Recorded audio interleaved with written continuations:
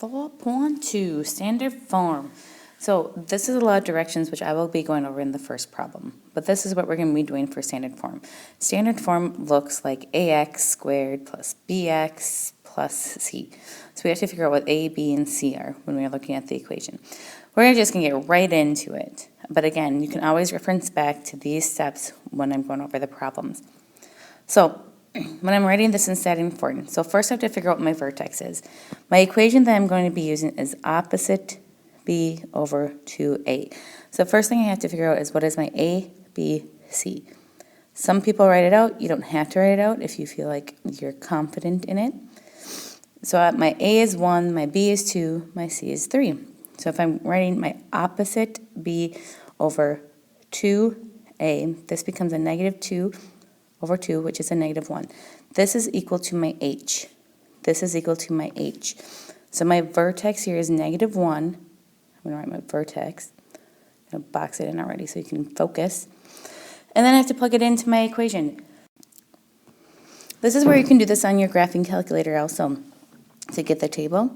But if I go to my table, I know negative 1 should be in the middle. I know negative 2, I should evaluate negative 3, 0, and 1.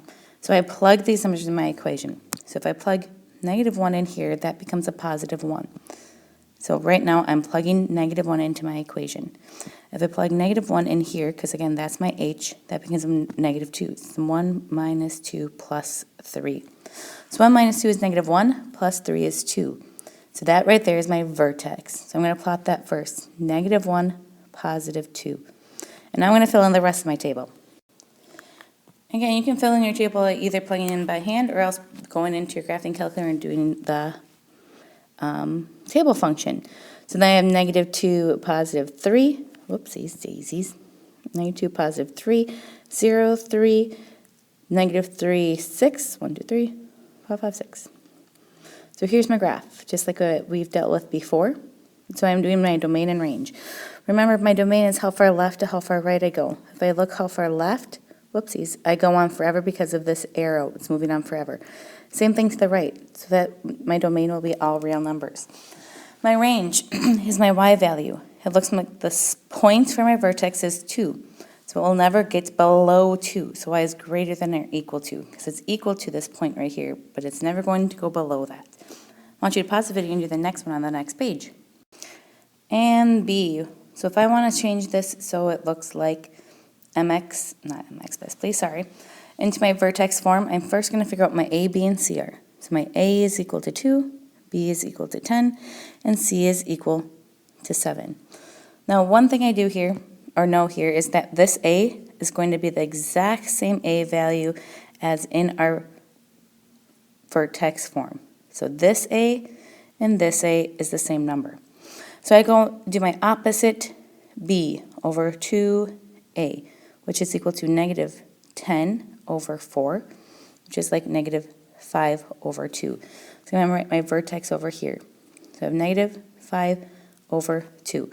So now I'm going to write that into my, or plug this into my equation, into my x's.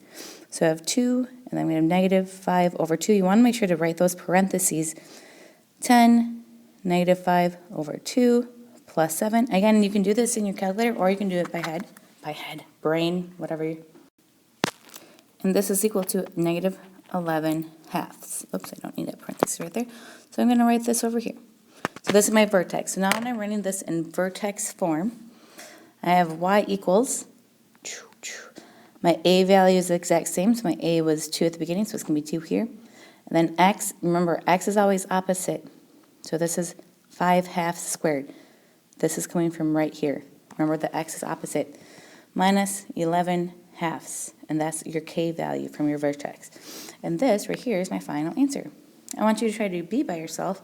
And then I want you to have a great, grand, wonderful day.